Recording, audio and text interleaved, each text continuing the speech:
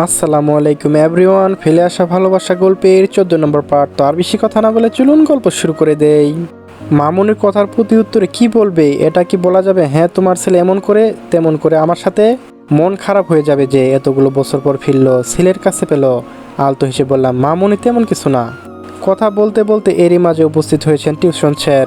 আবার পড়ার এক কাদা ভার ঘাড়ে চাপিয়ে দিয়ে যাবেন। আর ওই লোকটা এসে তার পই পই করে হিসাব নেবেন, আর একটু না পারলে থাপ্পড় দিবেন, কান ধরাবেন। সাথে তো এক গাদা তিতা কল্লার জুস ফ্রি, মানে বকা আর কি। মামুনিকে বিদায় দিয়ে আদ্রি ভূমি চলে গেল পড়ার টেবিলে। রাত প্রায় 10টা বেজে গিয়েছে। বাড়ির দুই কর্তা চলে এসেছেন অফিস থেকে। আদ্র নিজের ঘরে। কিছুক্ষণ হলো ভূমিদের টিউশন মাস্টার চলে গিয়েছে। এরপর দুবোন নিজে নিজে পড়েছে। টেস্ট পরীক্ষার মাত্র 4 দিন বাকি। যেভাবেই হোক অন্তত 33 পেয়ে হলেও পাশে উঠাতে হবে। সেই প্রস্তুতি নিচ্ছে ভূমি। বাকি নাম্বার স্যারদের উপহার দিবেন। আজ আদ্র আসেনি পড়া নিতে। সারাদিন একবারও ভূমির চোখের সামনে পড়েনি। ভূমি বেশ অবাক হয়েছিল বিষয়টা লক্ষ্য করে। যে সারাদিন এসে পড়ো পড়ো এটা পড়ো সেটা পড়ো করে মাথা খেয়ে নিত, আজ একবারও এসে দেখা গেল না। এ ব্যাপারখানা কি? নিজের মন থেকে আত্মাটা খোঁচা দিয়ে বলে ওঠে, ভূমি তুই কি হিটলার মার্কার লোকটাকে মিস করছিস নাকি? সজ্ঞানে ফিরে আসে, পুনরায় মাথা দুলিয়ে বলে, না এটা কেন হবে? উনি আমার সাথে যেটা করেছেন আমাকে ভূতে পাইছে নাকি আর কি? হ্যাঁ। আদ্রির দিকে ভুজুগল জোর করে তাকিয়ে বলে, এই আদ্রি, আজকে তোর ভাই একবার এলো না কেন বলতো? পড়ার কথা বল বাবা জিজ্ঞেস করতে। আদ্রি বলে, কে জানে, শেষে পর্যন্ত তো ঘরের ভিতরে, বাইরেও আসেনি। আর হয়তো কোনো কাজ করতে ব্যস্ত, না হয় ঘুমাচ্ছে। আমাদের ঘুম হারাম করে উনি নাক ডেকে তেল দিয়ে ঘুমাচ্ছেন। বজ্জাত লোক। মন চাইছে ওনার মাথাটা চিবিয়ে খায় একবারে। আমার মামুনিটা কেমন ভুল করলো। ছোটবেলায় যদি এক ফোঁটা মধু ওনার মুখে চুপ করে ঢেলে দিত, তাহলে আজ ওনার মুখ দিয়ে এমন তিতা কল্লার মতো কথা বের হতো না। হয়তো তখন আমরা গরিব ছিলাম, মধু কেনার টাকা পয়সা ছিল না। ভূমির কথা শেষ হতে হঠাৎ পুরুষালী কণ্ঠ উত্তরটি ভেসে আসতেই দুজনে আটকে উঠে তড়িঘড়ি করে সেদিকে তাকাই। আদ্র হাত দুটি বুকের মাঝখানে গুটি মেরে দাঁড়িয়ে আছে শটান। ভৌকুটি উপর নিচ করে রেখেছেন, সাথে কপালে মাঝখানে পড়েছে 2-3টা ভাঁজ। ঠোঁটের কোণে আর কোনো নড়াচড়া নেই। ইয়ে কিয়া হওয়া, শয়তান কার নাম লিয়া তো হাজির। ভূমি উৎফুল্লিত কণ্ঠে কথাটা বলে জিব্বায় কাটে। আদ্রে কান অব্দি কথাটা হয়তো পৌঁছায়নি। আদ্র এগিয়ে গিয়ে এসে বই হাতে নিয়ে নেড়ে চেড়ে দেখতে থাকে। বার কয়েকবার চোখ তুলে তাকিয়েছে ভূমির দিকে, কিন্তু তাকানোর ভাবারন্ত নেই। নিচের দিকে তাকে ঠাই বসে আছে। আদ্র এসেছে যেন তার ওই মেয়ের কোনো নজরই পড়ছে না। আদ্র প্রতিদিন ভূমির সামনে বেশ রাগচটা হয়ে থাকলেও আজ তার মতো কিছু কাজ করছে না। মুখের আকৃতি বেশ স্বাভাবিক। পড়ার বিষয়ে বেশ কিছু জিজ্ঞেস করেছে। আদ্রি জবাব দিচ্ছে, ভূমিও দিচ্ছে, তবে তার কথার মাঝে কণ্ঠে সেই দিরন্তপনা নেই, দুষ্টুমি নেই। রোজ যেমন একটু ভুল করলেই ভাইয়া ভাইয়া বলে মাথা খেয়ে ফেলতো, তেমন কিছু নেই। চুপচাপ বলে যাচ্ছে। অভিমান করে যেন পড়া সব মুখস্থ করে ফেলেছে। আজ ভূমি সংকলন করেই নিয়েছে। কোনোভাবেই এক্সট্রা কোনো কথা বলবে না, এবং কি তাকাবেও না যেভাবে অপমান করেছেন। এরপরে তার কোনো প্রশ্ন ওঠে না। হ্যাঁ, ক্ষমা না চাওয়া অবধি তার সাথে কথা নেই। আরই কেমন পাষাণ লোক ওনার মাঝে। সামান্যতম অপরাধবোধ কাজ করছে না নাকি? ছোট একটা বাচ্চা মেয়েকে এভাবে কষ্ট দিয়ে। রাতে খাবার টেবিল প্রস্তুত। দুইজন হাঁক ছেড়ে ছোট সকলকে ডাকছেন খেয়ে যেতে। একে একে সবাই এসে পড়ে বসলেন।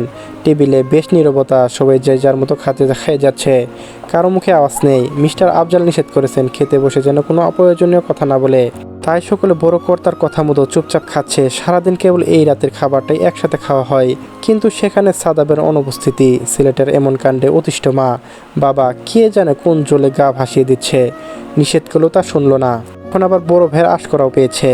খাওয়া দাওয়া করে সবাই চলে যাচ্ছে আপনা আপনি কামরায়। আদ্র বার কয়েকবার ভূমির সাথে কথা বলার চেষ্টা করলেও ভূমি একবার তা উত্তর দেয়নি, আর আগায়নি।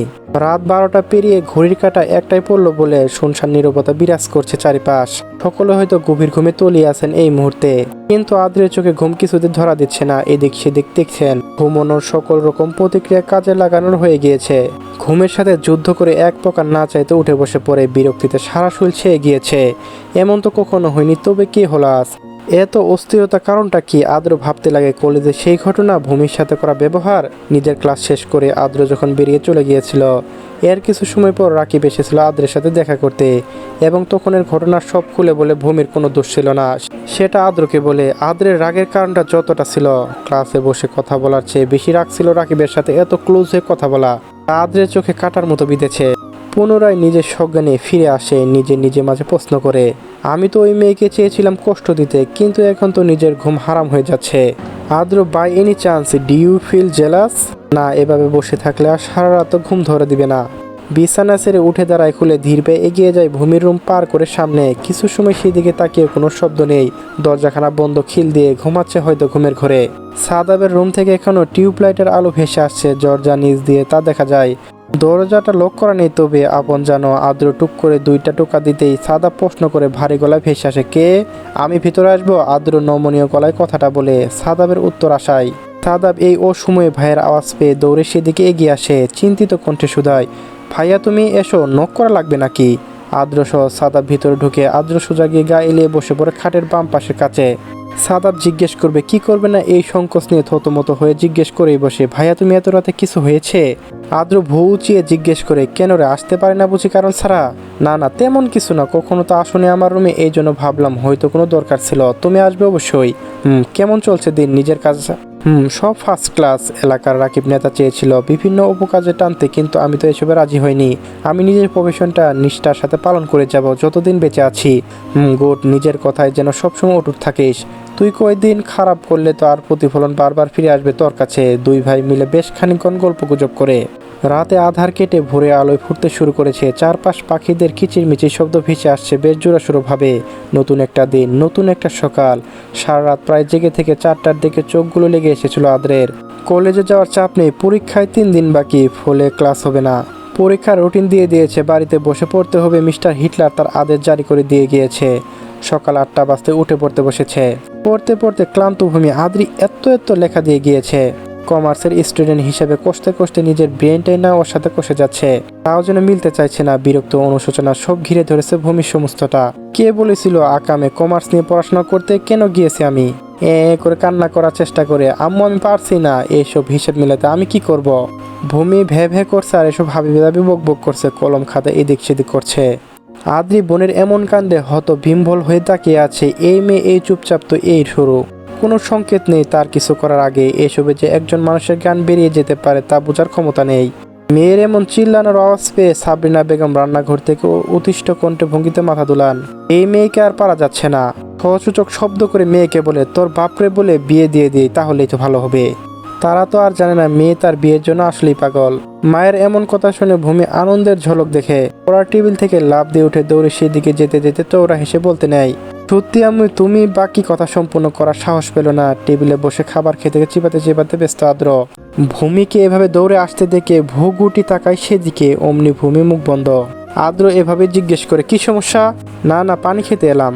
ভূমি ভয়ে কাঁচুমুচু করে বোকা হেসে কথাটা বলে টেবিলের সামনে গিয়ে গ্লাসে পানি ঢেলে খেতে লাগে। তখনই মিসেস সাবিনা রুম থেকে বেরিয়ে আসে ফোকা কানে। এতক্ষণ সেখানে ছিল, ছেলে খাচ্ছে। কিন্তু রুম থেকে ফোনের টুংটাং শব্দ আসছে, কেউ কল দিয়েছে হয়তো, তা দেখতে গিয়েছিলেন। বেরিয়ে আসতে আসতে কারোর সাথে হেসে হেসে কথা বলছেন। আপা আমি তো বলতে পারছি না বিষয়টা, আপনি বরং আদ্রকে জিজ্ঞেস করে দেখুন ও কি বলে। ছেলের কাছে ফোন এগিয়ে দিতে গিয়ে বলে, এই নে তোর বড় ফুপি কি বলে দেখ। আদ্র হাত এগিয়ে দিয়ে ফোনখানা কানে ধরে কোমল কণ্ঠে সালাম দেয়, খোঁজ গল্প করে কিছুক্ষণ। ফোনের ওপর পাশ থেকে আদ্রের বড় ফুপি অর্থাৎ মিসেস তাহমিনা বলেন, বাবা এসেছিস এতদিন, একবার তো ফুপিদের বাড়িতে দেখতে এলি না, মনে পড়ে না বুঝি?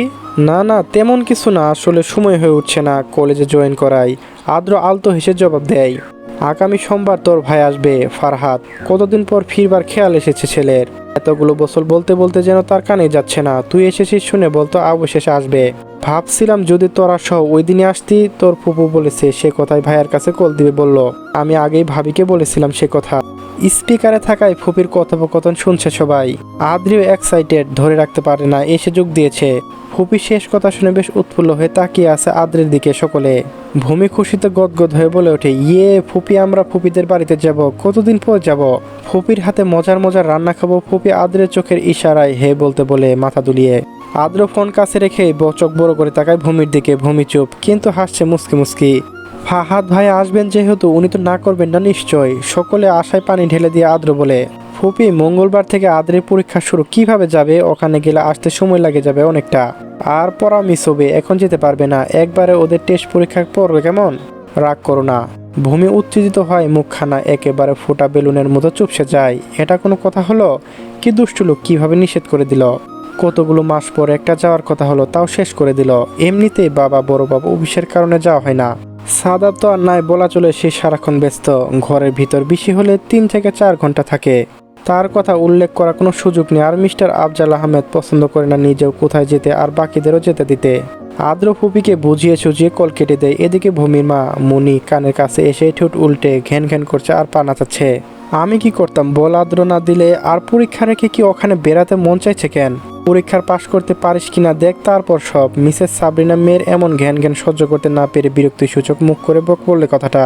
না আমি যাব, ওখানে না হলেও অন্য কোথাও তো আমি যাব, আমি জানি না। আদ্র রেগে তাকায় ভূমির দিকে, কিন্তু এতে তার কোনো ভাবারন্ত নেই। সে তো জেদ ধরে বসে আছে। সরবান্ধা আজকে আর ছাড়বে না। আদ্র ভূমির এমন বকবক শুনে বিরক্ত হয়ে উঠে পড়ে। সাবরিনা চিন্তিত কণ্ঠে দৌড়ে এসে বলে, কিরে বাবা খাবি না আর উঠে গেলি কেন? এবার ভূমির দিকে রাগে চোখে চেয়ে বলে, তুই যাবি পড়তে নাকি মার খাবি? সব সময় এমন করো তোমরা, এখন আমরা ছুটে আছি নাকি যে এভাবে ঘর বন্দি করে রাখবে? কোথাও একটু বেড়াতেও দেও না, ঘুরতে নিয়ে যাও না। ভূমি কাঁদো কাঁদো মুখ করে কথাগুলো বলতে চলে যেতে নেয়। বিকালে কলেজ থেকে আসলে ঘুরতে নিয়ে যাবো, রেডি হয়ে থেকো। আদ্র স্বাভাবিক কণ্ঠে কথাটা বলে ভূমির দিকে তাকিয়ে। আদ্রের এমন কথা শুনে ভূমির সামনে আগানো পা পুনরায় পিছন করে ঘুরে তাকায় সেদিকে। 32 দাঁত বের করে দৌড়ে আদ্রের কাছে যেতে নেয়। ঘটে যায় আরেক বিপত্তি। সোফার কোণার সাথে উষ্টাকে পাশে আঙ্গুল কিঞ্চিত কেটে ফেলে রক্ত জড়িয়ে পড়ছে জায়গা থেকে। উৎফুল্লিত কণ্ঠে ও বলে চিল্লিয়ে ওঠে। আদ্র সহ সবাই সেদিকে এগিয়ে যায়।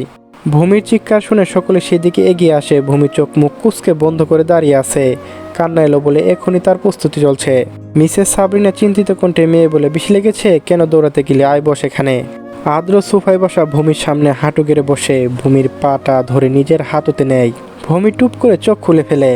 এ কি, আপনি আমার পা ধরছেন কেন? ভূমি আশ্চর্যজনিত নয়নে আদ্রের দিকে তাকিয়ে কথাটা বলে পা টেনে সরিয়ে নিতে লাগে। আদ্র ধমক দিয়ে বলে, চুপচাপ বসে থাক।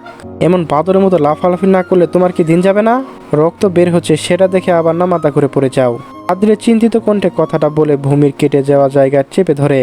আদ্রিকে বলে, ফার্স্ট এইড বক্স নিয়ে আয় তাড়াতাড়ি। চলবে। গল্পটি কেমন লেগেছে অবশ্যই জানিয়ে যাবেন। আর গাইস, আরেকটি কথা হচ্ছে, আমার গল্পটি একজন চুরি করে আপলোড করতেছে, তো আশা করছি আপনারা ওই গল্পটি দেখবেন না। যদি না আপনারা সেই গল্পতে বেশি ভিউ করেন, হয়তো আমি এই গল্প কন্টিনিউ করব না। আর আপনাদের অনুরোধে আজকে 4টি পার্ট দিয়েছি। যদি না আপনারা তাড়াতাড়ি সাবস্ক্রাইব করে দেন চ্যানেল, তো পরবর্তীতে 4 কেন 7টিও পার্ট দিতে পারে। সবাই একটু কষ্ট করে সাবস্ক্রাইব করে দিন, তাহলেই হবে।